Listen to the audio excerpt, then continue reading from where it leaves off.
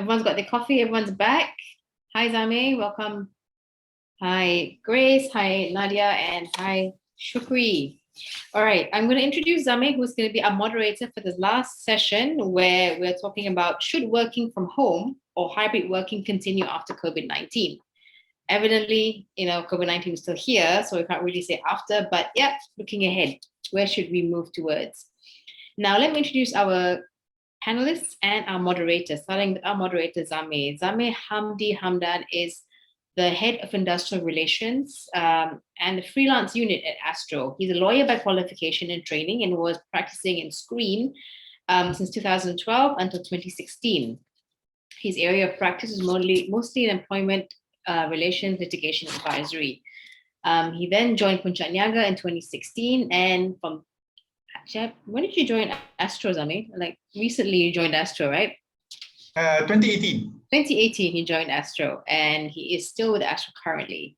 Our first panelist, Syukri Sudari, on the left, the thorn among the roses. Sorry, Zamir, two thorns among two roses. Amongst the panel, yeah. Is the Chief People Officer in Affin Bank Group, where he'll be celebrating his first year anniversary as the Chief People Officer in 1 week's time. Am I right? Yeah, definitely. Yeah. Right. So with over 24 years of working experience, Syukri has worked in human resources in different industries, including the financial, telecommunications, aerospace, engineering, and insurance sectors. Syukri is also the president of the Association of Insurance Employers, council member of the Malaysia Employers Federation, MEF, chairman of the MEF Transformation Committee, an alternate member for National Labour Advisory Council, and an accredited practitioner of human synergistics. Our next panelist, next to him, wearing lovely green, I think green, that's a nice color though, is Nadiah Abdullah, who is the Chief Human Resource Officer of SP Setia Berhad. Now, she has over 20 years of HR expertise with a focus on organizational development and change management. Her experience span across both local and Fortune 500 multinationals in various industries with local, regional, and HQ roles. She's got a lot of awards. I'm going to pick a few. Women Leadership Achievement Award at the Second World Women Leadership Congress in 2015. She's got the award of Top 100 Global HR Leaders Award at the World HRD Congress 2018 in Mumbai. And most recently, a couple of years ago, she was awarded the HR Leader with CSR Initiatives at the Asia's Best Employer Brand Awards in Singapore. And our last panelist, Grace Chan, who is a Senior GM of Group Human Resources and Admin at Berjaya Corporation, also has a long, an illustrious career of over 25 years. Now, Grace holds an MBA degree, a Bachelor of Arts, honors in Economics from Carleton University in Canada, as well as Diploma in Personnel Management from the Malaysian Institute of Human Resource Management. She has worked across a diverse group of industries as well, FMCG, industry, banking, insurance, the stock exchange, and she has worked across countries, Hong Kong, Korea, Thailand, Japan, Taipei, and Vietnam, when she was in insurance industries. And she also has quite a number of awards. I'm going to pick and choose now. We've got the Employer Choice Award Gold winner. She basically led her company to win that award, and she won the HR Leader Award in the Gold category in November 2017. She is a recipient of the HR Leadership Award by the Golden Globe Tigers 2018 for excellence in HR leadership and the Asia HRD Awards 2018 in Vietnam. She was also one of the 4 women HR leaders honored by LinkedIn for her contribution to the people industry. And in 2020, end of 2020, she was presented with Malaysia Women Leader Award by World Women Leadership Congress Awards, similarly like Nadiah. She's very passionate about people development, has actively participated in Toastmasters and currently the District Director for District 51, Toastmasters International for the term 2021-2022, where she leads and manages 41 district offices in District 51 and 169 clubs. So the topic that they'll be bringing to us today in this discussion is, should working from home or hybrid working continue after COVID-19? I'm going to pass it over to Zamir to moderate. And if you have any questions, I think Zamir will be able to see it from the chat. So thank you very much, everyone, for taking the time to be with us today. Zamir, over to you. Thank you very much, Amira, for the introduction. Yes, I am indeed the least experienced by far amongst all the panel members. So it's good to have these sessions because I'll be learning a lot from the people as well. As introduced earlier, the title of this panel discussion is "Should working from home or hybrid working continue after COVID-19?" And so, discussing this topic with me are three very relevant and experienced industry players. You have heard Amira read their profile earlier. And of course, we all know that's just the tip of the iceberg in terms of their experience and expertise in the HR industry. The focus which we'll have in this session is on where Malaysian workforce should focus on beyond 2021 and moving forward, and how we should prepare ourselves in working in, like, I suppose we'll call it the new normal. We'll try to cover 5 areas in this discussion. We've already outlined it with the panel members. The first is we'll have a discussion on the current practice amongst different organizations, where we are at now, pre-endemic, still gray area, so how do we navigate the current times? Secondly, we look at, in the current stage, how do we manage micromanagers and old school leaders, especially when there's a conflict between the old style of leadership and the more progressive type of leadership. Number 3 is we look at how HR and the workplace will shift once COVID-19 becomes endemic, and how do we pivot from the current circumstances to a better work conditions in the future. Number 4 is a discussion on essentially the thoughts of the workforce. What is the trend of the workforce? Do they value privacy and flexibility more now than in the past? And the last point of discussion is, on HR practices, on SOPs, on whether we should have mandatory vaccination, on engagement activities, on how this whole thing impacts recruitment and mental health, and all those other HR, practices. So at this juncture, I'd like to remind everyone to, please put in questions in the chat whenever you feel like you want to ask those questions, especially if it's relevant. And the panel members also can, have a look at those questions as we speak, so that we can, deal with them swiftly. Now, before we move on to that first part, as an icebreaker and to start, I'd like our panel members to just introduce themselves with giving us one interesting fact or anecdote from their personal experience in the flex working arrangement. Maybe we'll start with you, Grace. Oh, hi. Thanks, Zamir. Interesting fact about working from home to me is I work longer hours. I realized that there's no boundary, Weekend also I had to work. In the midnight also, when boss call or WhatsApp, I still had to answer, because we are not in the office. We were not in the office. So anytime our staff can contact us, our bosses can contact us. So this is very interesting. And you ask me, I prefer to work in the office. I think the boundaries being, there no longer being boundaries between what's work and what's not has made it more difficult. What about you, Nadiah?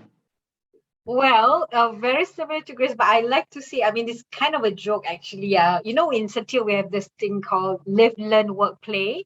So basically, it's our development philosophy. So if you look at all our properties, when we develop, you have houses, live, learn, schools, and then work, offices, and also play, as in, parks and so on.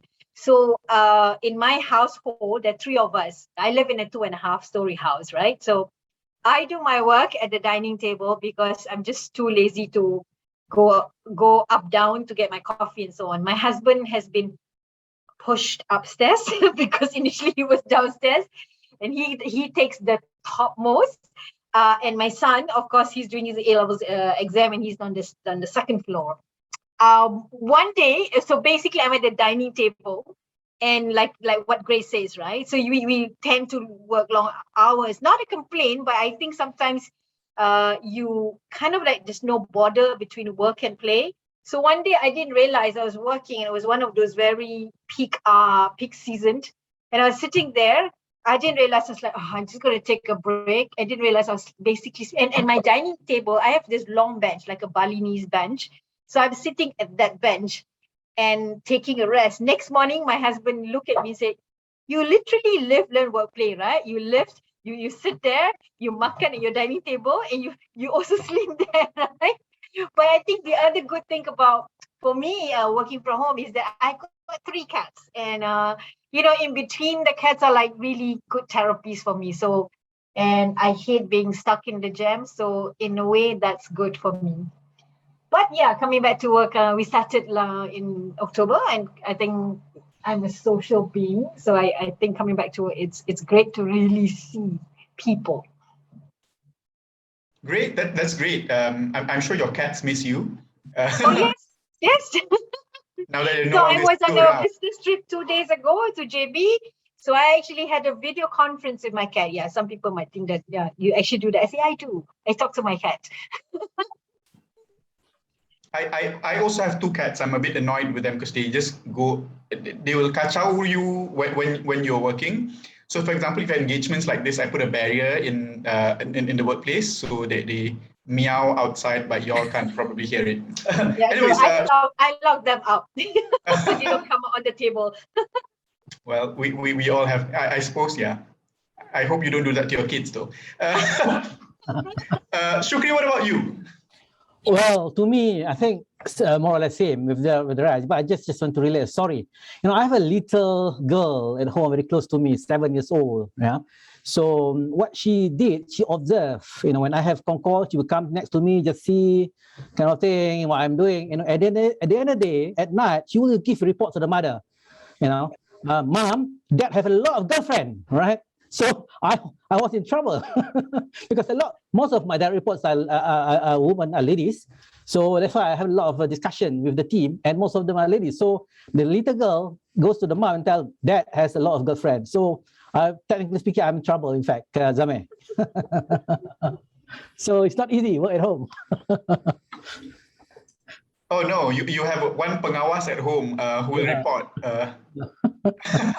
So I think this moves nicely to the next thing which we want to discuss, which is what is your current updated practice before pandemic? So I know Nadiah just said she just moved to working from office now. So maybe you can start. What is your current work arrangement? How do you manage work arrangement now? Is it like a team A, team B, 70-30, and do you formalize this in any framework? Oh yeah. So we're now, we started, the business unit has started in September because by nature of the business, they actually had the approval from MITI.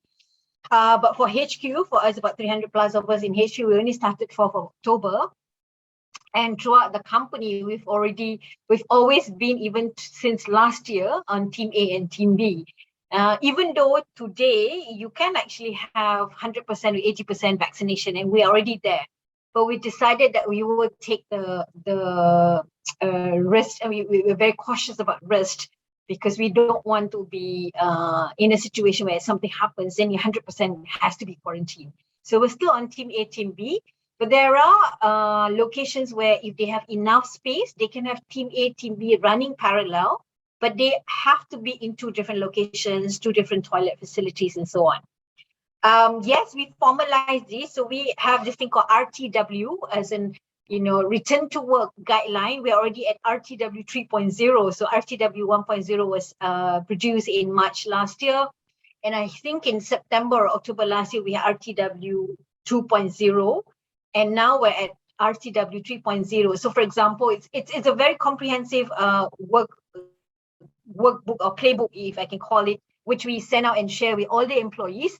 We also do road shows, literally going through page by page, making sure that all our employees are in the know of the SOPs, because we take it very, very seriously, and making sure that even at the site, there is a separate SOPs, and then for our sales galleries and our external customer facing, we also have a separate SOP. So it's very important to keep that consistency, because the branding of Setia has to be consistent. We can't have one BU doing this and another BU doing that. So I'm just going to pause here. I suppose we're going to discuss more later on. And then I'm going to detail later on. Right. Okay. Syukri or Grace, do you want to add to that? Like, what is your experience in like your current work arrangements? Let me share first. The company that I work is a bank, and previously I was with insurance.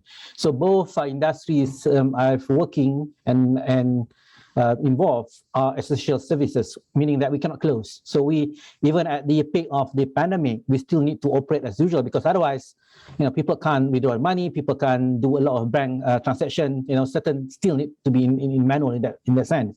So at that kind of situation, we have team A, team B, that kind of thing, to ensure that we have all the redundancy. We transport people from one location to another location to ensure that we have all the backups A and B. I think if you remember the first or second MCO. So I think when it comes to the third wave, we are working on in terms of we have reduced in terms of numbers of people.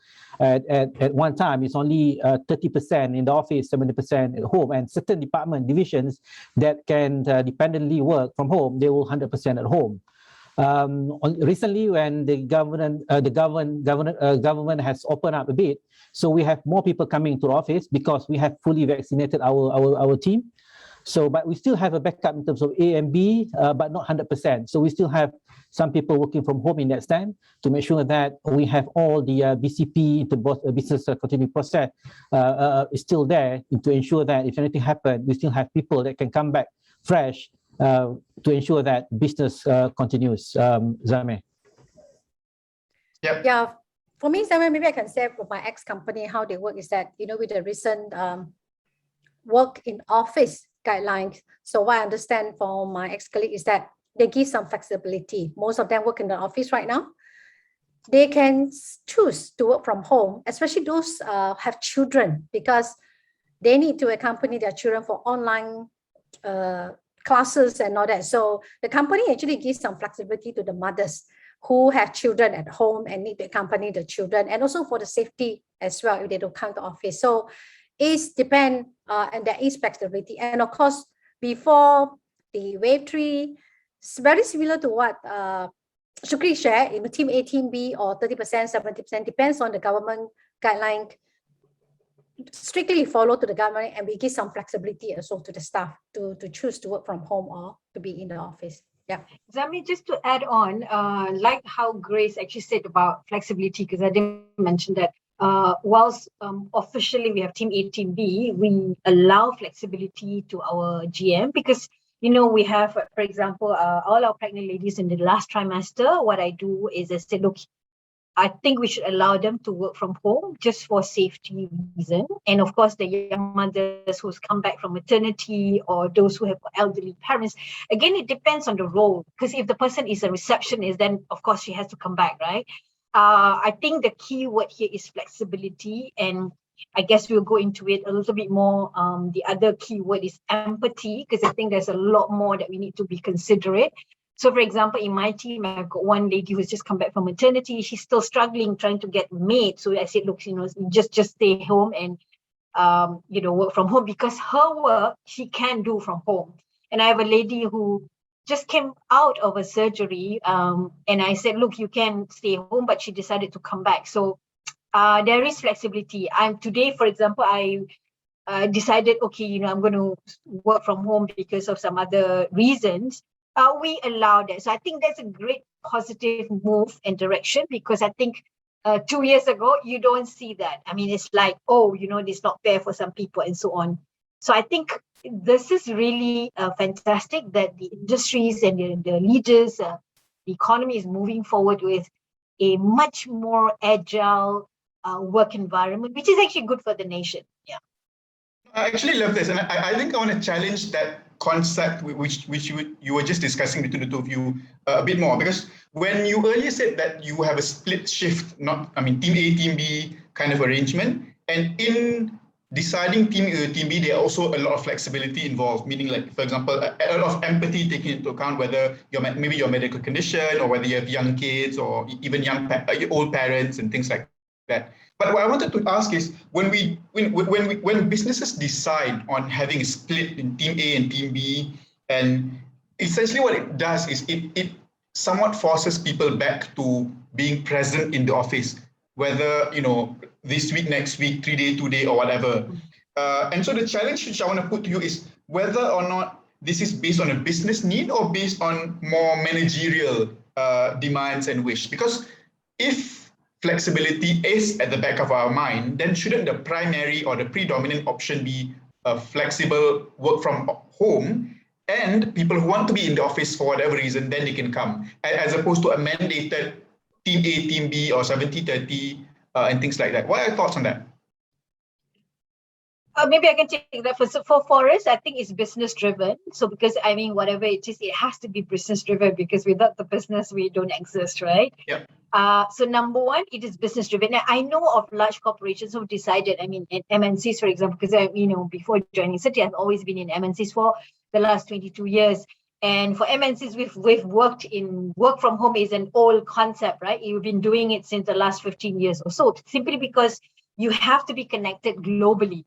But I think for local companies, we're so used, and what more Malaysians like, and we're so used to like this face-to-face, a very relationship kind of culture. So for us, we think that it's important to meet, but the pandemic, COVID did the job for us, right? Within the whatever quick months, Setia, for example, when we shut down on March 18 last year, within 3 weeks, we mobilized 1,600 users for M365. We had to, because otherwise they can't be doing work because without connectivity. Now, if we didn't have COVID, I think maybe now we're still like taking our time lah kan. So I think that's great. But above all, it has to be business driven. But within the business driven, we've also learned over the 1.5 years, I would say, we kind of progress through as we reach different milestones. I think in the beginning, if you were talking, I remember when we opened up in May, there was a big debate in the leadership team, and we said, okay, can we ask everybody to come back? Because, the business is driven by deliverables, shareholders, dividends, KPIs, scores, are we meeting our targets or not, and so on. But then there is the other side, which as a HR person, I say, hang on, Dato', sekolah tak buka lagi, or this mak has to jaga anak, and how are they going to, when they come back to work, who's going to look after their kids and so on. So it was a big debate, right? And some say, okay, they have to make an arrangement. But then slowly we say, hey, hang on, we need to have some empathy. We need to figure out, the next question is, can the job be done at work? At home? Can it be delivered? Boleh. Can be done, then why not, But of course, if you're a salesperson, then you have to be at the sales gallery. You can't. Now, then comes the next question. Some say, oh, then it's not fair because for us, the second principle is to reduce the exposure as much as possible. If the work can be done at home, why do we want to bring them back to office and expose our people, right? But then, of course, there is this thing about, but it's not fair, our salespeople also will be exposed. They too have kids. But answer is, life is not fair. I think as an organization, sorry, don't want to sound so brutal, but as an organization, we need to think about principles, and we need to think about how do you then get to your main principle, but at the same time reduce the risk. So I think it's a balancing act that an organization has to do. I know Shell and many other companies are working from home till the end of the year, because for them it's probably a different reason and so on. So it depends on the context of the organization. We need to sell more houses, and you guys need to buy from us, otherwise we won't get our bonuses. What's the discount? What's the discount code? You come and PM tepi with me. No, I think Nadiah, following from that same line of thinking, I wanted to pick Grace's mind on this because some leaders are not as adept, especially when they are in management. I wouldn't say it's necessarily an age thing; it's more a mindset. So to some people who are leaders, remote working or flex working means less control, less visibility, and so people who are trained, especially in the clock in, clock out system, they're a bit, it's also a more disciplined generation, I would say, for people who clock in, clock out, there's a very regimented process, this is the time and when you do things. And so when there's disruption like COVID-19, where people are forced to work from home, which, necessarily resulted in possibly higher working hours, but then you have this group of people who are not as adept, and then they want their subordinates to follow their way of working, and they're pushing to normalcy. 100% of the team must be working in the office. So the question which I want to put your mind, Grace, is how do you manage the expectation of like business owners or the CXs or even HODs and compare that to expectation of your staff members?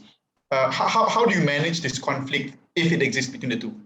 Yeah, definitely. It exists, really. I experienced myself too, like my staff, I couldn't see my staff, how am I going to work and then make sure that they work in a sense. So I myself experienced that challenge. And you know what? I have no choice. Like Nadiah said, it's about empathy. We can't get people get back to work, to office. It's too high risk. The virus is spreading like nobody's business. So many cases, even in our office. We just open the office for somebody to get back. One person, the whole office has to close, or the whole department has to be, all the staff had to be quarantined, and then we had to sanitize the office. So these are the few examples that I speak to the heads of the department and even the business sponsor. We say, look, it's too high risk, for the staff to go back to the office and work. We just had to manage them. And then what my ex-company did is that we empower the head. The boss said, let the head manage their own team. It is time now we empower the heads of department. We are not going to say like who come back and who don't come back. It's about managing team A and team B. You manage your own staff. At the end of the day, you must produce the result, or you must meet the KPI that was agreed on. So to me, it's about mindset, yes, but on the other hand, we learn to let go. We learn to let go the control. We learn to let go to trust our staff. Yes, it takes some time. Like when I was in the office, it's so easy to just go out to my room and say, okay, I need this report. Can you get this for me? But when I work from home, I had to either text my team, I had to email to my team, and it takes some time to respond because they had to retrieve the file from somewhere.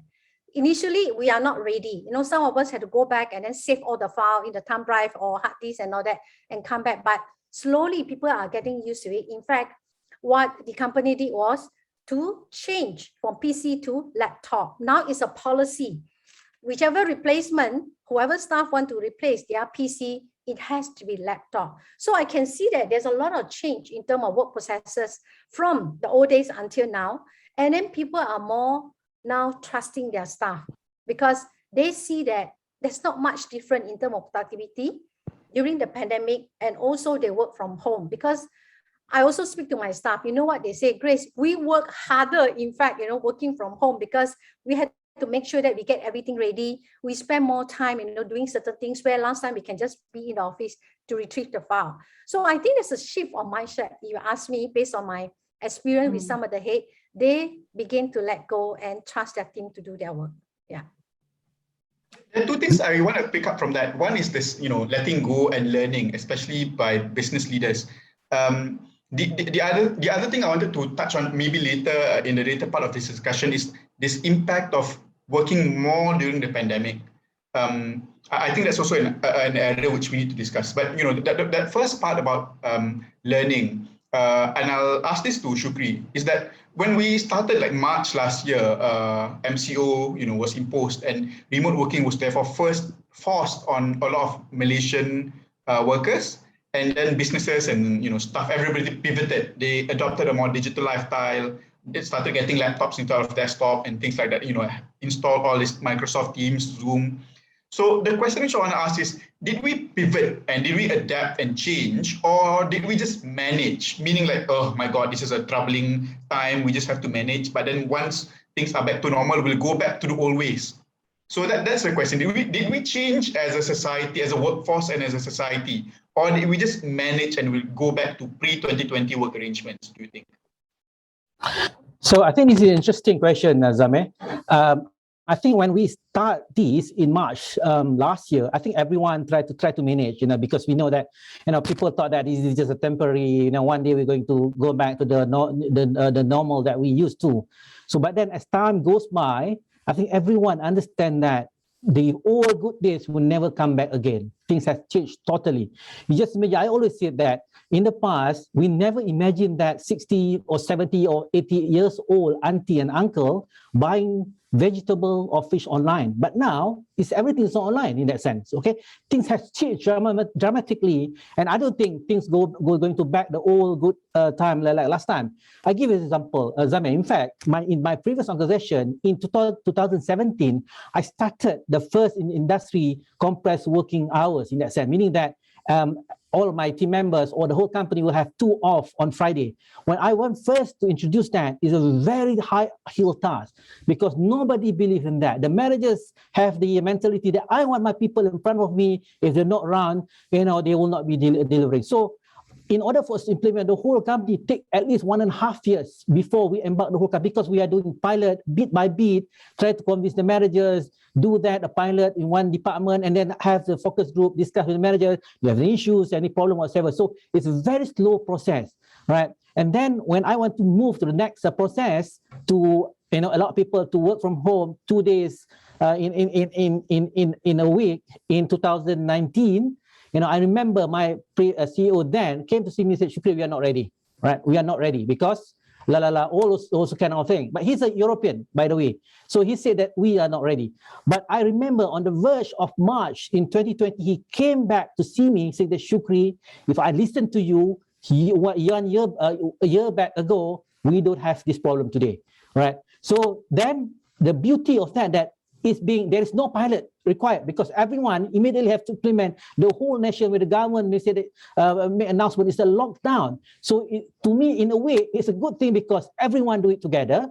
There is no way that people say that I have competitive advantage or I'm going to be, backward because of my competitors are working, full force. Everyone has to do the same thing, but we learn day by day. I remember, Nadiah, in the human resource, the circle group, we, I think for the last 1.5 years, I think HR people have been worked extraordinarily in that sense, because really HR position was on the spotlight, looking at the policies, looking at the swab tests. You ask everything. So to me, initially we try to just manage, hopefully things will be back to normal, but now things has changed, so the people have a taste working from home, and they know that certain managers, recently we have a discussion at the MCM level, say that, Syukri, my team are ready to work from home, even things are back to normal, they want to continue work from home because there is no effect in terms of the productivity.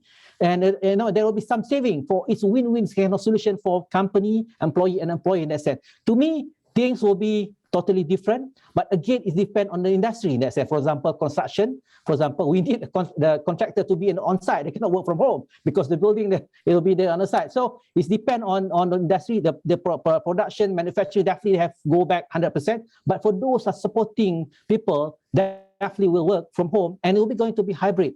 I think.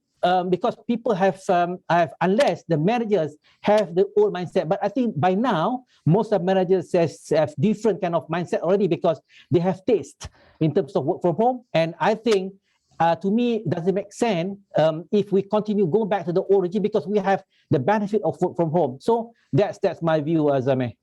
Thank you. You said there's been a change in mindset. And I wanted to suggest this, whether or not the three of you have or wanted to push this idea. What are your thoughts on like a 4-day work week as opposed to a 5 or 6 day? For people who can, obviously we're not talking about like, people on shift and production workers, but generally for those who can, what are your thoughts on a 4-day work week? Well, I love it. I would go for it, but for now, I don't think my organization is ready for that. I've been talking about it with my team, because I tell you why. Because I think pandemic has actually shown to us that we have to prioritize well-being.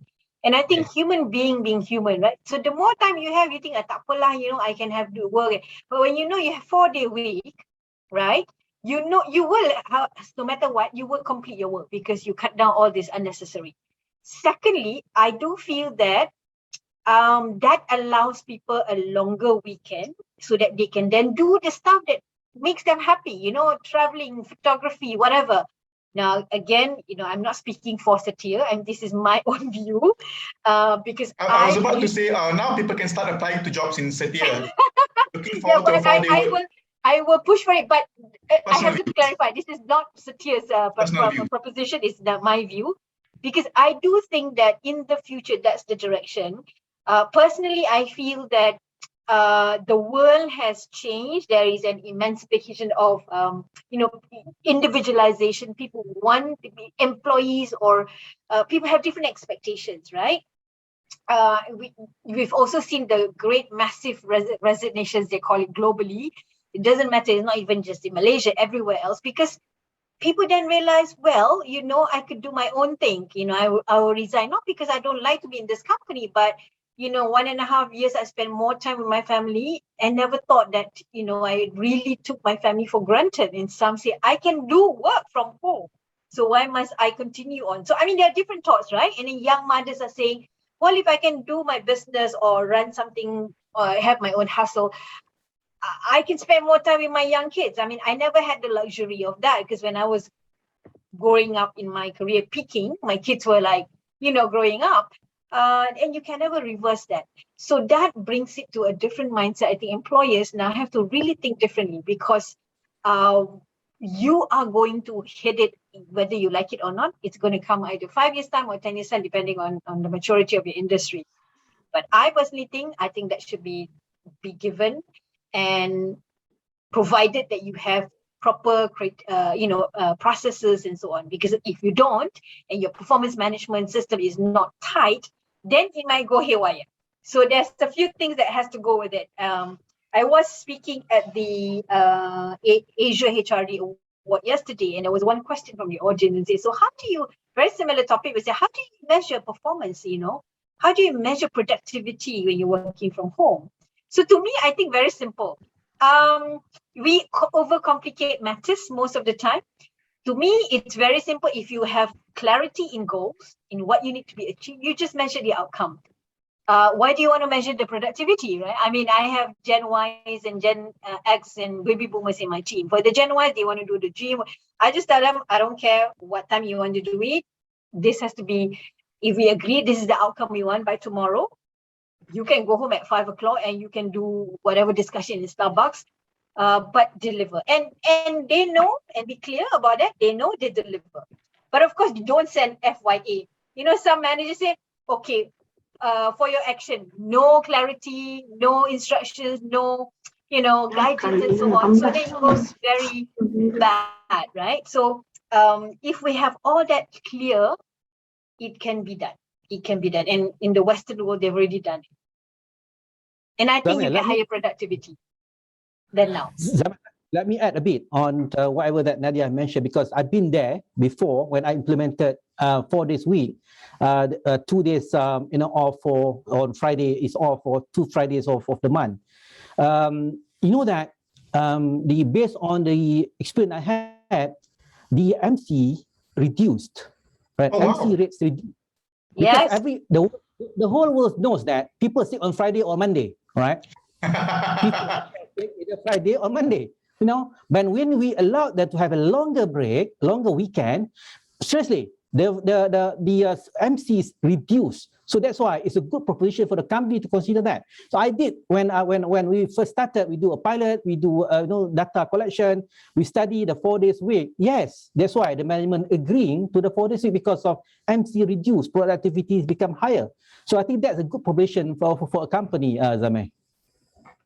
On the same, I wanted to ask Grace on this. So if generally there's somewhat a consensus that having a 4-day work week isn't a bad idea because productivity remains the same, possibly arguably also increased because of increased happiness and engagement. The question I want to ask you, Grace, is how do we convince people that this is the future? Okay, I actually, every time when I implement something very new in the company and all that, I would like to always do pilot run, like what Syukri said, So we may want to do a pilot run. I remember when we tried to introduce flexible hours at that time, flexi hours, there was a lot of rejection by the heads of department. They say, how can we allow our like office hours is 9 to 6.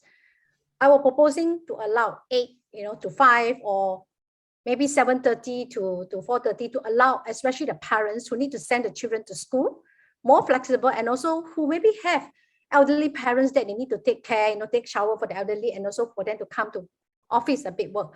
I faced a lot of rejection, but what I did was that we have a trial run, a pilot run to try out for 6 months to actually show to a senior management team or also to the heads of department that it will not affect their productivity. I mean, just get an example. So what I would recommend similarly also is about pilot run. Let's see how 4 days can work. Like what Syukri said, does it affect the productivity? And of course, we had to put in some measurement of mechanism to measure, like, the KPI and so forth, what they need to do by a certain date or certain time and all that. I think we need to put certain processes in place. It's not just free flow. Okay, you work 4 days a week, Friday is totally free. I also know some companies, what they do is that Friday is a half day. They allow staff to go back maybe every first or third Friday off. And I also received that the feedback there when they did the engagement survey, the engagement went up. Staff are so engaged because they feel empowered. They feel that the management trusts them and they even contribute even more. And also, I'm also looking at what Nadiah shared, very interesting, is about family value. I noticed that these few days I have been going to the park, to exercise and all that. And I also noticed that because of the work from home, I saw a lot of parents bring their kids to the park, of course with masks and all that. And you know what? We are not stuck in the traffic jam for the 1 hour. The 1 hour you can spend actually doing exercises, go to the park, spend time with your family, and 9 o'clock you can start work. Or maybe you have some flexibility in terms of hours. I experienced myself too. I have a mom at home. I used to work so late and go out very early in the morning. But now I find that I can have breakfast, lunch, dinner with her. And so do my daughter. My daughter also work from home. I think this is something that we need to look beyond the productivity, but more on the empathy and also family value that we are looking at. And I found that that will actually give the staff the empowerment, and so they will appreciate, and you know what, they will go extra mile for the company. This is my belief, that we should have flexibility arrangement, and maybe do consider, like again, it's my personal view, like what Nadiah said, my personal view. I'm not speaking on behalf of any companies. I do think that we need to move forward in terms of change of mindset on how we engage our employees. So Zamir, myself and Syukri, we happen to be in MEF council member, right? We happen to be council member, and 75% or so of our members are SMEs. And generally, SMEs will have the challenge because there is a perception that it is difficult. I do think that there is a way out. Sometimes we're stuck in that mindset that, oh no, this doesn't work because we need more money. We need only large companies or mature companies can do that because they've got more funds and all that. I don't think so, because for me, I believe well-being, and I think the last 2 years has shown to us that the well-being of employees must be taken as a DNA of the organization, not a programmatic approach. And I think Syukri will agree. We've been attending the ILO conference, and I happen to be in part of the working committee for the inequality work. All around the world now, there is ILO, International Labour Organization, and we're now discussing how does the COVID pandemic impact the way we are going to do our work in the future. Because there's also a close linkage to sustainability agenda. And if you think about sustainability agenda, we need to look at human development per se and not human resource management. Because there's a difference. Human development per se is about enriching the lives of people. And you look at the SDG number 8 and number 4, the 17 SDG goals, all very specific about eradicating poverty, increasing economic growth, gender diversity number 5, and all that. I think all that are very specific and has been there for the longest time, but it's just that COVID made many of us, whether we're leaders or an organization, to really realize that above all, the time has changed for us to really think about the wellness and well-being of employees, of organization. Because I say this, right? You know why? Because it's very simple. If you have a happy and healthy workforce, their happiness index is higher. They come into work being happy, productivity will go higher accumulatively in terms of the society in the nation. It's much better because you have less issues of depression, less issues of crime rate, and so on. So cumulatively, it brings the nation, and I always look at it from a macro perspective, it's good for the country, because if we don't move away from that and still thinking about how it was before, we're not moving, and we're not raising the bar. I mean, that's just my thoughts. Yeah, it's. I think at this juncture, I just wanted to engage with the audience again and say, if you have any questions, let it be as provocative or as as detailed as you want. Nadiah said she'll give you a 50% on her house. The remaining 50% you get financing from Affin. You're going to put me into trouble, Zamir. Well, at least you get some financing from the bank. So go back to the same discussion, because I think when we go back to the people, because human resource is, like you say, it's about people. And so I think the Malaysian workforce, there are a lot of learnings from how the international community does it, because we're lagging behind, and that's sometimes a good thing. That's a silver lining on us being a bit delayed in terms of our vaccination rates and how we deal with the pandemic because of whatever political things which we have in the country, means that we can learn from our counterparts across the world. And in the UX, for example, I think it was mentioned there was this the Great Resignation, where when people are forced to go back to the office, they go like, hold on a minute, this is not what I want anymore. I value freedom more now that I have a taste of that freedom. So what I wanted to ask is, did anyone, have any experience doing like a people survey, specifically in relation to like a return to work or working post-pandemic? And what the strategies are in dealing with the general workforce in terms of them seeking for flexibility and making staff a part of this process of creating creating how we work in the future. Anyone? Syukri? Sure.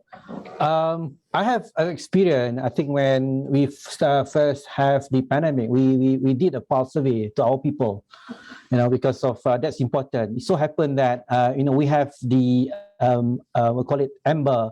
We used to have Amber. It's the robot. This is my previous organization. Amber is the chatbot. So we asked the chatbot to chat with our people. It's not only survey. It's just chatting with them as well, asking, what sort of issues they're having, what's the priority. We try to understand, in terms of how are they feeling, what of challenges they're facing. So I think that is very important and paramount, because we are doing it. This is the first time we are doing it, and we are learning together as the time goes by. So it's important for us to do a pulse check for our people. So we did that. So as a result of that, we found a lot of feedback we are getting from our people. And when we get that kind of feedback, then we bring it to the managers. For example, one of the feedback I still remember, people said that they're burnt out because they have to work extra mile. This is just a feeling of guilt. The guilt feeling, because you never work from home. Now you are working from home, so you want to prove something that you're really working in that sense. So it's more on your personal feeling, being guilt in terms of try to deliver as much as possible. But at the end of the day, expand of your health, expand your family. So it's not an easy. I just imagine, a woman, as a woman, they have to take as a mother and as a wife, so they have to play multiple roles at the same time while they're working at home. So this is important for employer, for us to understand how they're feeling and what sort of challenges they are facing. So with that, I remember that we did a policies that there is no work after 5, even at home during that particular time, because we know that everyone is burnt out. So we just want to make sure that nothing is after 5. So that's where one of the policies that we did that at a particular time to ensure that our people able to do the job and without affecting their mental and wellness kind of thing. So I think we did that. Zamir, it's important for me to understand, because when we implement new policies, we don't know, because in the past it's very easy. I know that the moment I've met you, Zamir, having a conversation with you, I know we can read only your facial expression, when you like it or don't like it. But then when people, all of them at home, so it's very difficult for us to gauge. But luckily we have Amber chatting with our people. With that, quite quickly, quite fast, we have all the feedback, and we managed to really arrange or rearrange our policies, align back to ensure that people are doing the right job. Thank you, Zamir. Yeah, so I think this relates also to engagement, which, like Syukri mentioned, is very difficult to have an engaged workforce, especially in a pandemic and in a work from home arrangement where people rarely see each other. Even if you do a split, team A, team B, it's very difficult to have collaboration as well as engagement. So the question I want to ask is, how do you help? What are your mechanisms which you have in place to increase your engagement score and engagement rating within your workforce? Nadiah. Yeah, I can take that. I think we need to realize whether we're working from home or we're not working in the office, or whether we have a lockdown or not. I think engagement is important. And I think in the beginning, most organizations were struggling and scrambling with what to do, how to do. Last year, March, April, May, people were just scrambling.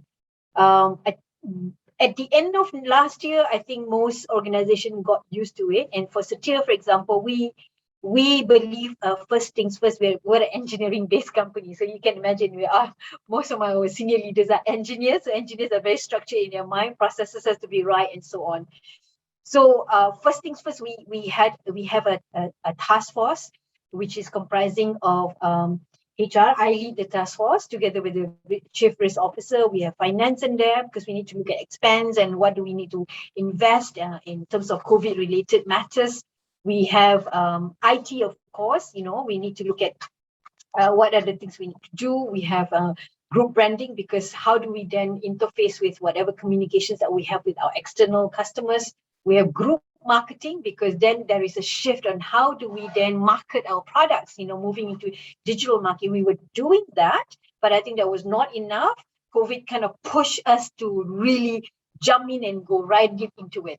And we also have group quality management in there as well, because then they will then deal with the site operations and safety group and so on. So it's quite good in that sense. So I must say that we were quite ahead, because we were already doing that towards the end of last year, and in January when everything else was coming up in Wuhan, we were keeping ourselves prepped. We had our task force meeting every day. All right, from March last year, every day 5 to 6 o'clock, including Saturday, Sunday. March last year till about May or June last year. So I literally don't have a life.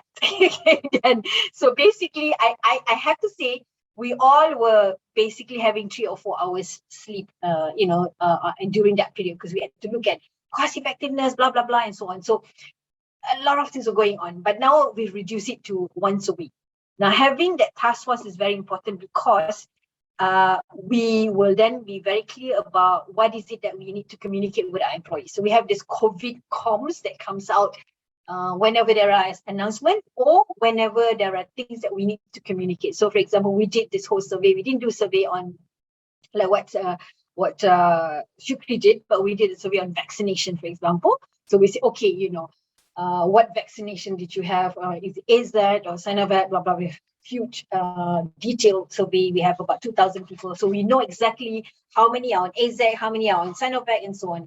And we even know how many who are anti-vaxxers. We were lucky, our anti-vaxxers were 9 out of 2,000, maybe 20-something who are on medical reasons.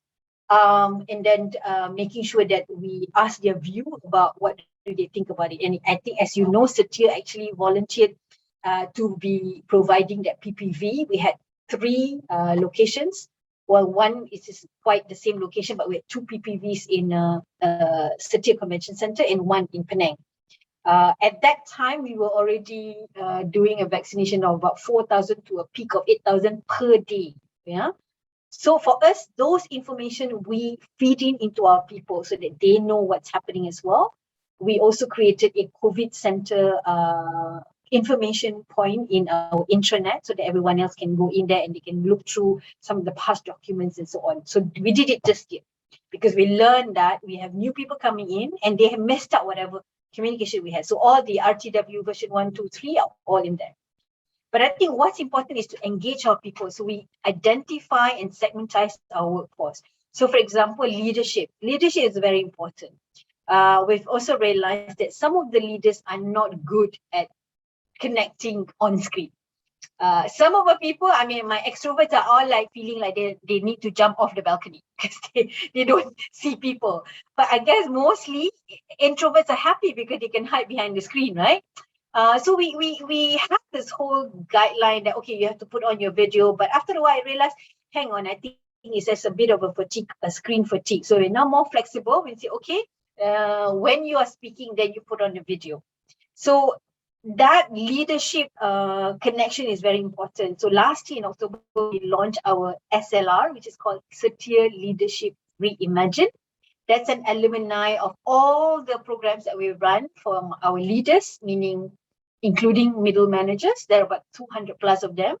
When we launched in October this year, we have a whole framework, which includes leadership journal videos, which we can send it out online. We have roundtable series on screen. We have bite-sized learning. We also partner with Naluri, which is actually a well-being. They have a well-being apps. We have digital coaching. So what I'm trying to say here is that we understood after a few months from the period of March to June that we need to help our leaders to somehow address the different styles of leadership, because it's easy to say, hey, that leader is not connecting, but maybe he's just so different, and especially for our people, they just need to see face to face. So we begin to shift that and make sure that we helped our leaders and provide them different platforms which they can then connect with their people. From an IT perspective, I mean, of course, we're lucky we have the money to invest in M365, so that we have a structured program of M365 champions, because typically you say, oh, M365 is IT department. No, we took the whole company to be involved. So we have M365 champions for every BU, every function. So IT would then run the sessions, and then these people will then deploy and go down to the floor and basically talk to their own, guide their own teams. And so therefore that increases and accelerated the whole process of embracing digital transformation and that collaborative platform of using shared folders. And, I think Grace was talking about going back. So we don't have that problem anymore now, because you have shared folders, you have everything else. Tak payah VPN lah, access lah, approval semua, dah tak ada lagi dah.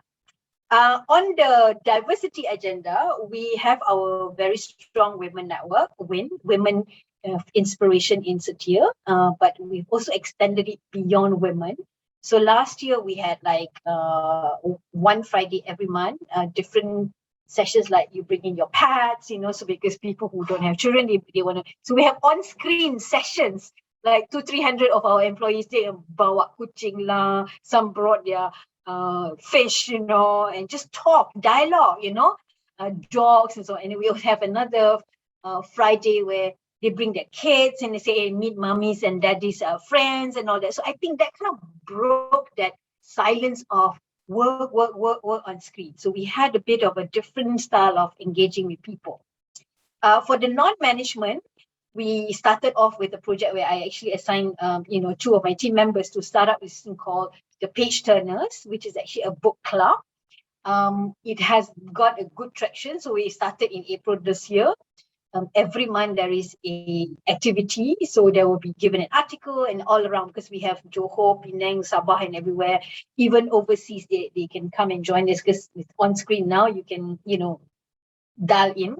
Last round, they had this thing about the intern, the movie. They were all given the link, we'll watch the movie, and then we come in and we discuss what were the learning point on that. So, creating a little bit of a different way of learning. We also looked at teh tarik sessions and so on. So I think HR plays an important role, because sometimes I can't help it to say that some of the leaders, they just don't know how to engage on screen. That's the really problem, don't know. Right? And not that because they don't care, they tak tahu, just tak tahu. So in the beginning I'll be like, oh my God, you're not connecting, and they say, hey, apa, you busy sangat Nadiah, every time I call you, always in a meeting. And I'm like, aren't you not connecting with your people? Then I realized, hang on. And I also have, interestingly, some of the site supervisors will tell my team members, oh bagus korang pun free lah kan, Jejang. Sure tak ada kerja nak buat kan, because their site supervisors, they can't build houses at home. But because in their world, they thought everyone else are like them, cannot do work lah. But actually the support functions are the one who are working much longer hours. So we then realized, okay, hang on, we need to really make sure that we had that comms and that everybody in the organization understands what's happening, because they all live in their own world. I think the key word is communication when you talk about engagement, to have constant communication, but to be able to have different platforms, because for us it's multi-generational, multi-levels. We have T-Lady to GMs. All our communications, we have to go hantar email. We have group WhatsApp, we have HR coordinators, making sure every last person gets the same message. Tough work, but I think after 1.5 years, I think we kind of like established that protocol. So now, very fast. My girls and my boys knows, okay, done. Next, this group kena masuk, and so on. Even our people pulse, we used to do, like we have a manufacturing unit. So they are like Indian workers. We have to use Malay and explain to them. So previously you physically go to the factory and, facilitate the session. Now you can't. So what we do is we actually hold their hands, call them, and actually do it in Bahasa. So we find ways to still make it happen, even though we cannot make it. So I do believe that people have to shift the way they do things. So I tell my sales GM and BU heads, I said, the best salesperson that you have is now. If your salesperson can do a lot of sales now, that's your best salesperson, because in tough times, they still can do it, right? Yep. So I think that's, thank you. That's a lot of, input on increasing engagement and how to deal with different segments of your workforce, different projects and programs which you've run. I think that those are really brilliant. Grace, you wanted to add on to that? Okay, for my ex-company, what we did that we actually conduct training on how to use Zoom. How to use Zoom? Yes, because a lot of people did not know how to use Zoom, and some of them resist to use Zoom. When we organize our online talk and online training, some of them didn't sign up. And then we find out it's not that they do not want to sign up. They didn't know how to use the Zoom. Some of them using their handphone cannot see their face, or their face is not positioned in the right way that we can speak to them and all that. So the learning and development team actually conduct a Zoom training. We conduct Zoom training because the company decided to use Zoom. Initially is a Microsoft team, but we have difficulty using the Microsoft team. Then we decided to switch to Zoom. So a lot of learning, even my office boy, I remember when I used to have e-coffee session, we call it, in the morning, during the work from home at the time pandemic, they will have to sign in every morning. Every twice or 3 times a week, just to chit chat. They can have breakfast together, and then we chit chat. It's just about connecting to them to make sure that everybody is safe at home. And especially the office boy, they need to pick up how to learn to use Zoom. And it's interesting. I didn't even have to teach them. Their own team leader, their own heads, the senior manager actually teach them how to use it. So I discovered that sometimes, people just had to get out of their comfort zone and do things that they had not done before. And they appreciate it because all of them had handphone and they use Zoom. And I saw all of them in the screen. And I'm so glad that we did that, because we are connected to each other every 2 or 3 times a week, even though we work from home. And I think, like Nadiah said, it's so important to get to be connected to each other. We are all human beings, we are emotional. We want to be connected to each other. And the L&D did a lot of lunch talk, short 1 hour, 2 hours lunch talk. And we still continue with whatever that we did before. For example, we conduct HR synergy meeting, our quarterly. And the beauty is that we invite the subsidiary from Vietnam, from US, from UK, they can join, which they can never join last time because it's only for the Klang Valley people. So something really good coming out from pandemic is that when we will use virtual meeting, we are all connected to everywhere, to the offices that we have.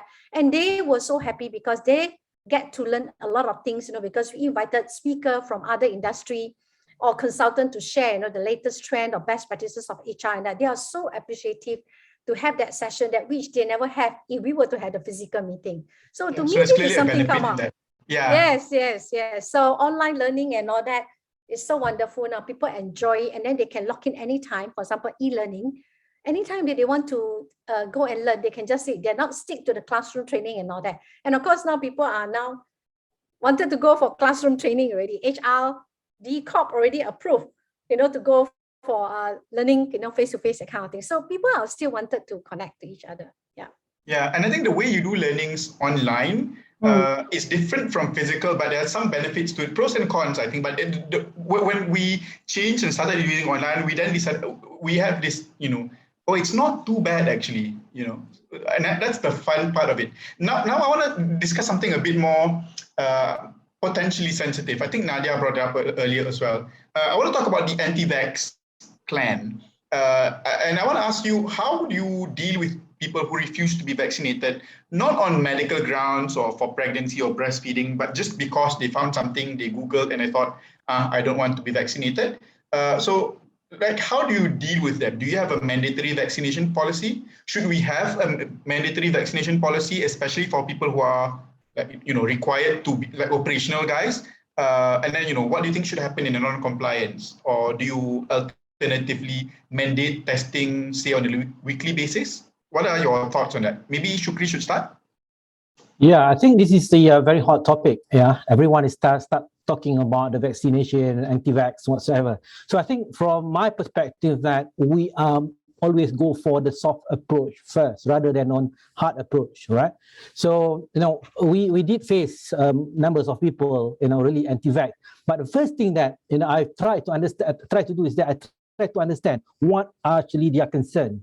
So what we did is that we have multiple engagement sessions. So the first step is that, normally what I did is that try to find the reason that if they are not really clear on that. So what we do that we call the doctors, have online with doctors, they can ask all the questions about vaccines with the doctors. That's the first step. The second step, then I have a discussion with them together with the head of division, try to understand. Funny, Zamir, so recently I discovered one person doesn't want to take the vaccine because they're scared of needles, right? Is that a guy, Syukri? Is that a guy? Normally it's a guy. It's a guy. Takut kena cucuk, so it's a funny kind of.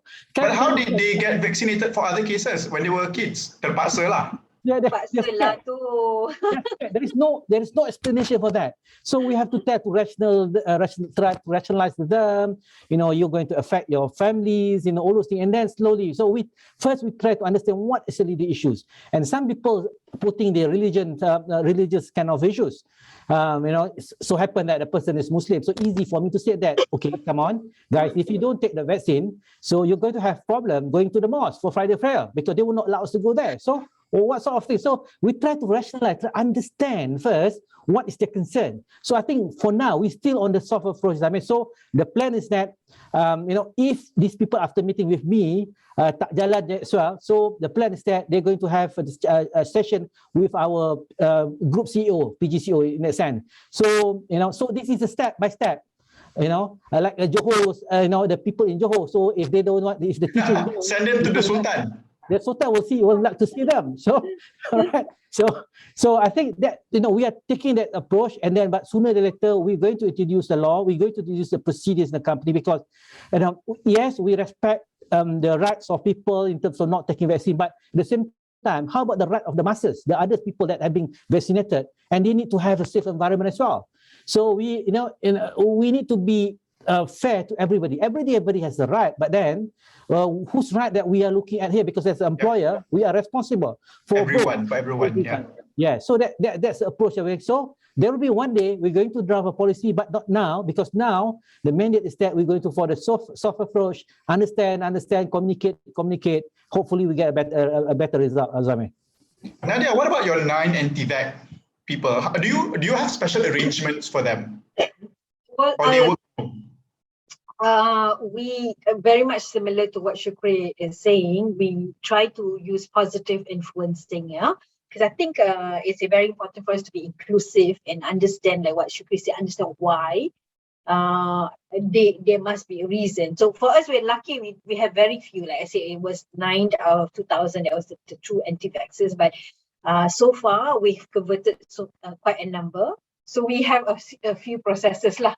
Like we said just now, we get the HR to speak. Kalau tak ada, then we get the group HR person to speak, and then finally get their own EVP to speak. And last one, it will be me. Okay, it tak jalan juga, I will speak. But it hasn't reached that point. So I think I must congratulate my team for doing a great job. They managed to. I think it's important to create that psychologically safe environment for people to feel like, okay, I'm anti-vaxxer, why, and so on. But adalah juga yang quite keras. But for now, we're not taking drastic measure, although the Minister of Human Resources has said that we can activate the OSHA Act. But it has not been fully tested. You're a lawyer.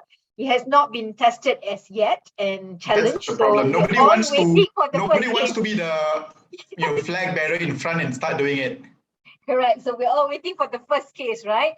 But what we say is we tell them, look, if you don't want to change and so on, it's more driving that reason is safety for yourself and for the rest. So for now, for those who doesn't have 2 times vaccination, we only allow those with 2 times vaccination plus the 14 days.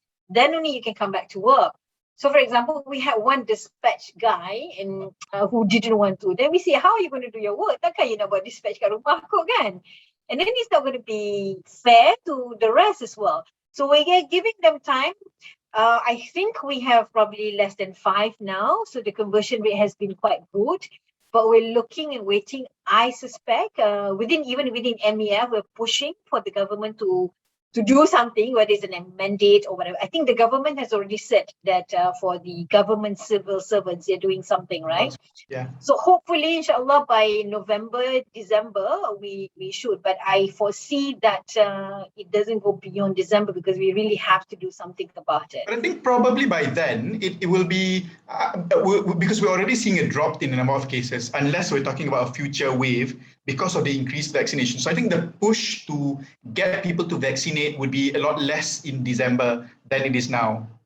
Probably, yeah. But for us, for new hires, we have already incorporated, they must be vaccinated to join. That's us. great, yeah. Yeah. So if they're not, then we try to understand why not.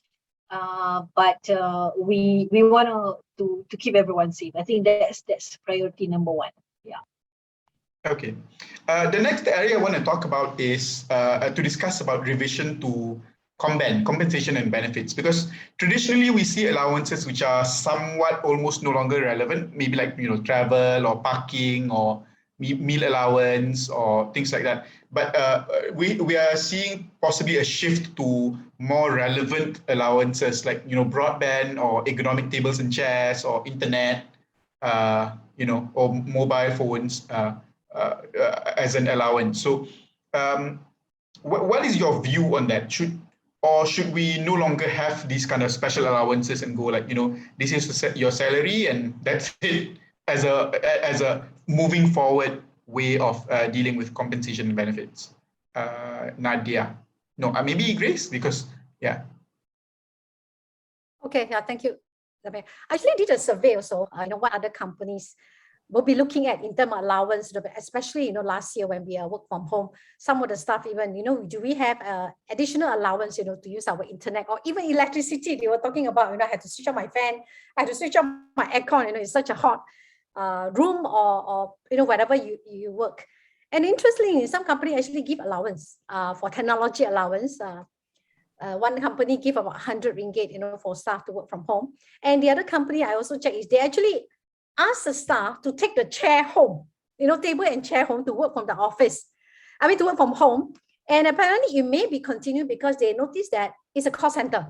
So they noticed that it didn't affect the productivity, in terms of servicing customer, because at home you can operate as well, using the facilities that they have. And really the table and chair was brought at home. And what the other company do is that they're actually converting the transport allowance or some other allowance to technology allowance, because you no longer need to travel office too often. You don't have to claim petrol so much. So they actually allow to take a portion of the petrol allowance or transport allowance to move to technology allowance. So they can claim about 100 ringgit, for example, or 50 to 100 ringgit per month to use for technology, broadband, to upgrade their technology at home or internet access. And the other one is also interesting that I also saw now, they also practice what they're going to do, maybe 3-day work in office, 2-day work from home. It's like hybrid, for example. So you can see the trend, not only talking about compensation and benefit, but even talking about working at home and working in the office. And some of them are moving into project-based. Let's say, for example, there are some staff who resign and all that. The replacement will not be a permanent staff, but based on the project, maybe 1-year project. And there are certain benefit is covered, certain benefit are not covered. So very interestingly, I look at some of the MNC are doing things very different, moving out of the norm that benefit are now fixed. Another company, what they did is that they have flexi benefit and they allow the staff to claim internet access.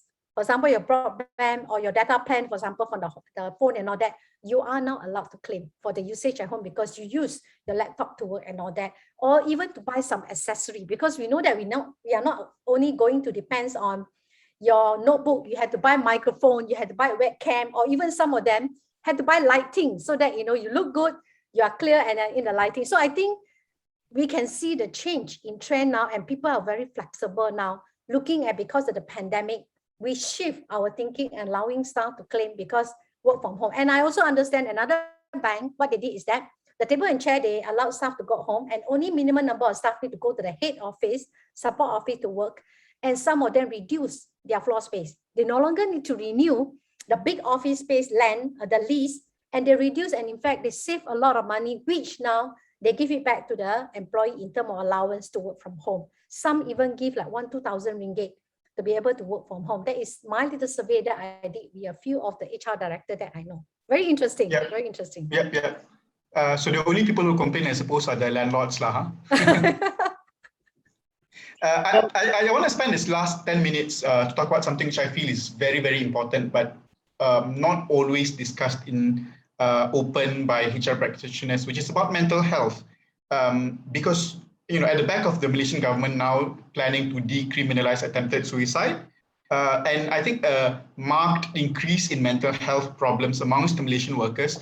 I want to ask, what is the support that you provide, and what are the areas we think as a Malaysian society, not just the workforce, what we should do to assist people? And I want to start this by saying, like, what we do in ASTRO is we've started having mental health first aiders, because we decided, we have first aiders for normal injury, like you have a cut, you have a first aider, you have a first aid box, but we don't have the same for mental health. So then we partnered with the Malaysian Mental Health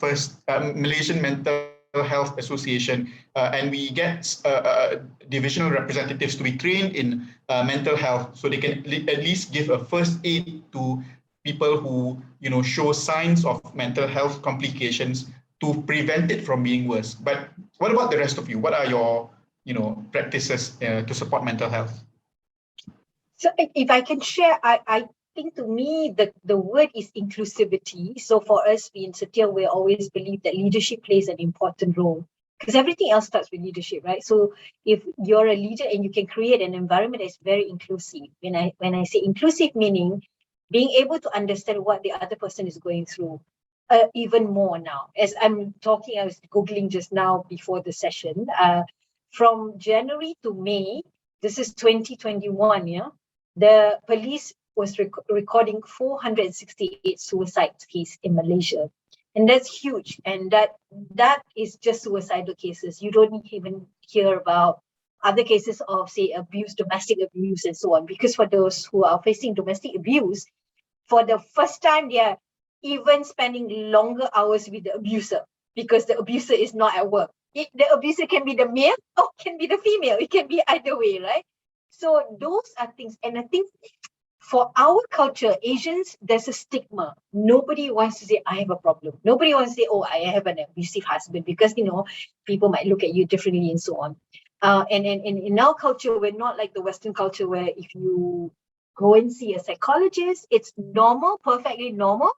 Because I think in Malaysia, when you say, oh, I need to go and see a psychologist, you feel like, oh my God, there's something wrong with you. So there is a shift in the mindset, and in the company, we say we must be inclusive. We must be able to understand whatever that is going on. And as simple as, number one, we started doing this, like stop cutting a person when the person is speaking. Because let's say if a person is speaking, a simple example, the person is speaking, tak habis lagi sentence, you cut across. That then creates an environment where the person doesn't feel safe to even continue on. That's a simple, small example that we start from there. We started saying, look, we should not do that, because I know we all become very impatient sometimes, and we don't realize that, because accumulatively, that create a culture where they're not speaking. Secondly, from the leadership point of view, we also said there is this thing about authentic conversation. It's okay to say that you are. For example, I've had calls from even GM, lady GM, who cries at me. This was last year. Because, when you're a GM, you have cost effectiveness, you have all kinds of meetings, and then your husband expects you to cook macam-macam lah, tak cukup, the meals, 2 meals tak cukup. These are real stories, and it doesn't only happen down below. Then, of course, you have down the line where you have mothers who are struggling with kids, young toddlers, and so on. And at the same time, their bosses are coming after them for their deliveries and so on. So when we talk about inclusive leadership, it follows, it covers all kinds of dimensions. understanding the emotional element, providing support, listening ear, be more of a listener and try to understand. And from an infrastructure point of view, I think I mentioned Naluri. So we actually pay for that service. So employees can call Naluri, and we don't have access to whatever that's being discussed. Of course, we do have reviews, quarterly reviews, just to see and understand what's the state of our workforce, how many depression cases we have, and so on. In the beginning, I would say the take-up wasn't as good because, like I said, people still feel like if I were to do that, then it doesn't look good on me. But I think we're now in the second year, it's good. And as we speak, just now, we had one session on the coaching session with the coaches. So we now have a few sessions on a weekly basis with the digital coaches so that people can talk about it. And at the leadership level, we say it's okay to say you're not okay. It's okay to say you're not okay. So that authentic conversation is real. And when people say that they need help, we must extend our help and be able to be more patient and not just stressed on just the deliveries. I think we have been overworked for the last 1.5 years, whether we like it or not.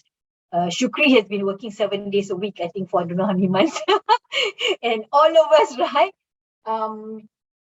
There is a need to now keep that balance and say, look, we need to pause.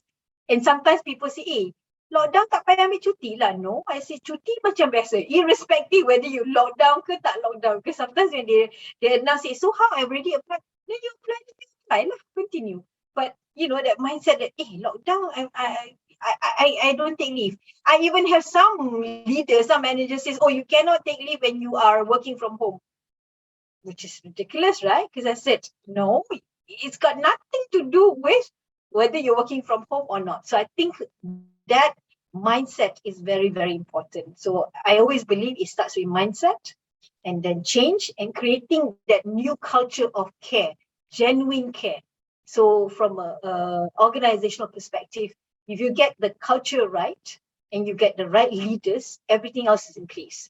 I give an example also, the company has to be relevant. I think Grace talked about all those changes that I would like to agree that we need to be more flexible and have more sort of an individualized, benefits. Just now you were talking about it, right? Because if you say, okay, I'm going to give you this allowance, let's say, simple hari tu we say, okay, let's give everybody oximeter. But look, most people would already have it, right? So then you're giving them and it's not relevant. So I rather go on a flexi benefit and say, how do you give something that is beneficial to that person? When I remember when I came in Setia, we had hierarchical annual leave allocation. So if you're an executive, you get 16 days, and then if you're a manager, you get 18, and then you stay longer, you get don't know how many days and so on. So I'm like, this is ridiculous. I don't believe executives should have less holidays than we do. I think we're all the same. There's some benefits, you shouldn't be hierarchical. So 2018, when we integrated when we had a new company being integrated, I took the opportunity to then align everyone. So now everyone else have the same annual leave, that's 21 days in a year. So the executive moved from 16 days a year to 21 days. Instantly, 67% of my population are happy because they're all like, the Gen Ys and so on. So I think moving forward, everything else that we said just now, we should not change and follow what other companies are doing, but we should look internally and look at the context of the organization and really understand what's needed. And I really think the way forward is to personalize every single thing, even learning. If you say, this is what you need, some people are learning much faster, and with online, we can actually personalize the learning. So personalization is important. Yep. I think it's looking to be an even busier year going forward for HR practitioners. Taking into account it was already a very busy year. I want to conclude this by just asking your final thoughts on what we've been discussing and your essentially closing remarks. Let's start with Syukri. Just a couple of minutes from everyone. Yeah. Okay. Thank you, Zamir. I think it is established that things has changed. Things will not going back to the old good days last time. So whether we like it or not, as a managers, we need to really have a different mindset, because COVID is here to stay, right? So whether we like it or not, we have to really adjust, adopt with the whatever that we're doing into the new norms. And if we have a thought that we want to go back to the old kind of thing, I think to me, it's a shame, because of we have progressed so far. And the progress that because of COVID has pushed a lot of things that we cannot do in 5 years or even 10 years. So we should take advantage of this from the company perspective and from the employee perspective as well. It's a win-win solution. It's win-win kind of solution for both parties. Otherwise, if you go back and then I think by now a lot of companies have started that thinking that, even I heard that some of the companies decided not to just continue with the rental. They just want to give up and then continue with the arrangement because it's more makes sense. And it so happened that I met with one of my friends just now, owner of a restaurant. They said, Syukri, the business is good, so good, but unfortunately, they said that I have renovated my restaurant before post-economy about 300,000, but even now, people don't go to restaurant anymore. People have been used to just do a Grab phone or whatever using the online. So I think that has to stay. So now we want to take advantage of that, and it's a win-win situation. And from the vaccination perspective, I think it's important for us to think is for the holistic view. From the employee perspective, we have to think about our colleagues, not about ourselves. And for the employer, we always think about our employee as well. And at the same time, we have two set of people now. Those are willingly to take the vaccine, and the other one doesn't want to be vaccinated. So we have to take, because all of them are our employee. We have to balance both, and we really need to go and discuss with them. Hopefully, they have come to sense that this is for their benefit and for the sake of the whole organization way forward. So that's all. Thank you, Zamir, and all the panel members. That was nice, Syukri. I actually have a question from one of our participants, Catherine from Tenaga, which I may direct to Grace. Her question is, if you were to convert, say, a portion of transport allowance to technology allowance, we were mentioning earlier, is there a need to get consent from the employee given the current change in the work trend? Grace?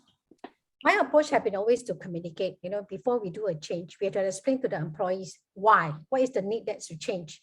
And I think when we explain to them, transport allowance, you no longer travel to office, you reduce the petrol allowance, why not, consider to convert it to technology allowance? So to me, consent is not the issue here. It's more on explaining to the staff why the company is considering to change to what you call the technology allowance. We need to change the way things are in terms of compensation and benefit. So we no longer has to follow whatever trend or whatever that we had made in the past. To me, you ask me, there's no, my view, you don't really need a consent. You just tell them that company is going to implement them, but they have an option. They can choose not to claim technology allowance. They can continue to claim transportation. This is my personal view in terms of the allowance if you want to convert them. Yeah. And if the employee still refuses, can we force it through? I don't know what is the view of others. To me, again, it's their choice. My input on this is depends on the type of allowance. Because if it's a fixed allowance, if it's in an employment contract, then changing it will become a variation to the terms and conditions of your employment, in which case then it needs to have consent. But if it is a claimable allowance where it's not in your employment contract, then it is easier to amend. And I think in that situation, then what Grace said is correct. So you don't need consent because you don't consider it to be, fundamental terms and conditions of your employment. So you can make the variations as you wish. Especially when all these things usually will have that portion where you say subject to change based on management. I think we need to protect ourselves. Sometimes I'm amazed, with the question asked. I remember when we faced pandemic earlier on, I remember my ex-company was one of the first company to have pay cut, and I received tons of calls, to ask me like, do you need consent? Do you need consent? But I was thinking like, okay, now is actually the time for the employees to look at the company, like what can you do for the company? Yes, people are facing affecting the bottom line, business are affected. Are we not doing our part? Do we still need consent for every employee to do a pay cut or unpaid leave and all that? I mean, that is what the management was trying to figure out, Yes, legally, or those people who cover under employment, you need to get the consent and all that. But I think it's about communication. Hey, you know what? The company is facing problem. We either have to retrench, a lot of employee, or are you willing to have some pay cut for sustainability of the company or for the well-being of the company where all the employee can keep their job? I mean, this is a stand that I'm very strong about, because we always, constrained by legal or employment act and all that. But sometimes I think we need to also make sense, to explain to the employees or to explain to the heads and all that, why we need to do certain things. I always believe in flexibility. I always believe in communication, to get an understanding from the employee why we need to do this. I think it's very important to communicate during this pandemic why companies are doing certain things that they need to do, which is not normal, which is not a norm. Yeah, this is my personal point of view. Yeah. I don't know, the rest of the panel, what do you think about consent? What do you think about the legal right of the employees, refusing to get salary cut and so forth? I leave it to the two panelists, to discuss. We're supposed to end at 5, yeah, Amira? Yeah, we have 1 more minute. Yeah. Well, Nadiah, if you can answer that question in 1 minute, have your go. I don't want to answer that question. I want to share my ending. Yeah, go ahead. Well, okay, quick one to answer to that question. I do agree with Grace. I think yes, legally we have to ensure that we get the consent. So I mean, practically when we were doing it, we had that pay cut at a certain level, and just to make sure that we cover ourselves well, we did actually get a consent letter signed and all that. Of course, all of them, I tak consent sebenarnya, I terpaksa, tapi but I do think that we have to role model. My communication is that you rather lose your job, or I mean, to me, when we had that pay cut at a certain level, you're not like not having money to eat. It's just that you have less. I think we do need to do our part. Of course, there are companies who don't do that. I think it's a matter of the direction of the company. Best scenario, of course, there's no pay cut lah. But we had ourselves for 1 year, only for those earning 20,000 and above. But we're back to normal now. Just to close off, I think that 1 minute, if I can say that. I'd like to just say the 4 R's. I think Gartner report in 2020 says that, since the pandemic, companies are going through the 3 R's, which is basically they were responding to the situation last year. Then they were going through recovery. Beginning of this year, we all thought we were recovering until the Delta variant hit India in March, right? So we all like, oh, I was really happy. I thought, oh, I can go and visit my son in London in April, and then there goes my trip because the Delta variant hit us in March, and then we thought we were recovering. Yet I think relatively we did well. I think everyone else kind of like learned the way, and so we are recovering, and hopefully we're now in the stage that we're renewing. I think this whole 1.5 hours we spent talking about how do we renew, how do we move forward. I think that is the phase that we're in. I just want to introduce that last R. I think personally and as an organization, we need to start reflecting as well. The last R is reflecting. As an individual, I have begun to reflect on some of the things that I took for granted, like, spending time with the family. I've never spent so much time with my husband, basically having lunch every day with him because we're working from home, right? Taking things for granted that we have the freedom of moving about. And as an organization that we cannot take for granted that things are just going to be the same. Nobody expected the pandemic to hit us globally. So I think that's a big learning. But I think more importantly, I very much believe that we need to think about the sustainability of this planet. I think COVID has actually said, it's almost like the earth is asking us to pause and actually take a break, with the lockdown, less carbon, no cars on the road and all that. But now we're back, but I think we need to really learn and not take it for granted. But I think along the way is to also enjoy the flow and not be too cautious, because I've also seen some people becoming too overly cautious. and we have to move on. I like how Zamir said just now, pre-endemic. I think you said that, right? So we're not talking about pandemic anymore. We're talking about endemic. I was in JP last 2 days to reconnect and turun ke Padang with my new CEO, and it just felt so good because for 1.5 years we were not doing that because we had strict SOP. It was just so good to just reconnect, and I think that human connection cannot be replaced by anything else. So hybrid is the way to go, but I think we still need to have the human touch. And I was reading an article, there's this word called humanocracy, which is the way forward. And how do we humanize the whole process, everything else that we do, because not everything can be taken over by robots. So that's it. And thank you so much for the session. I learned so much across from all the panels as well as the moderator. It's a long day for everyone. Great. Thank you very much, Nadiah. Actually, there's one last question, which I'm going to direct to Zamir for this one. According to the National Recovery Plan Phase 3 for private sectors, we can operate 100% following percentage of vaccination status in the company. Do you have any comments on this? I mean, is the work from home still something we can look at, or based on this 100% vaccination status and being able to work in the company, is it a moot point already? I think it depends. So I think we've covered this somewhat along the way in this discussion. I want to make this short by saying that if it is a business requirement, so for example, if you're like a factory where you need just people to be on the line, on the production line, then it's fine to be 100%.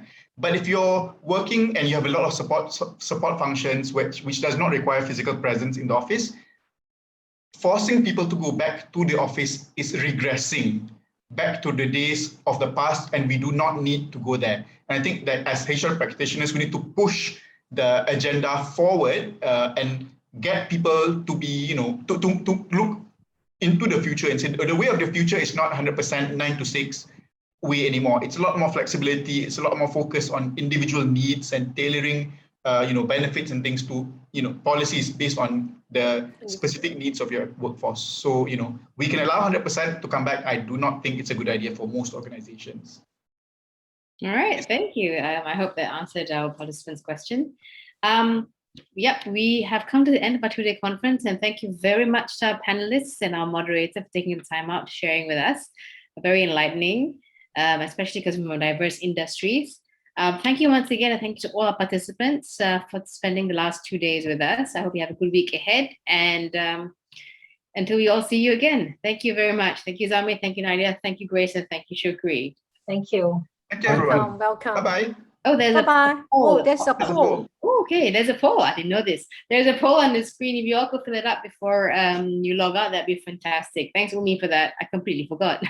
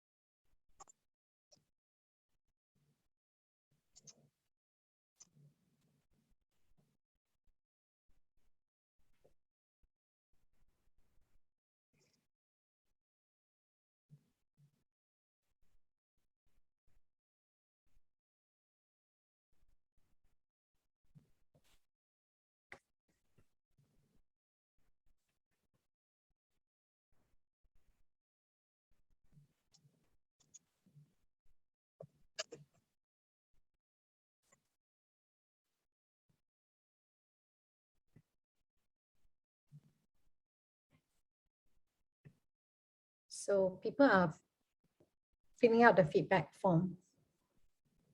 Thank you, everybody. Really, it has been a very thought-provoking session. I really enjoy it. Thank you, Ms. Grace. Thank you, Mrs. Zamir. Thank you, Mrs. Shukri. Thank you, Ms. Nadiah. Thank you. All right, thank you, everyone. I think we can leave now. We can, right? Thank you. Yeah. All right. So See you I'm soon. wondering, are we See you supposed to soon. stay on or leave? Yeah. All right, Yeah. bye. Stay safe. Okay, bye-bye. Stay safe, Okay, see you everybody. soon. Bye-bye. Bye-bye.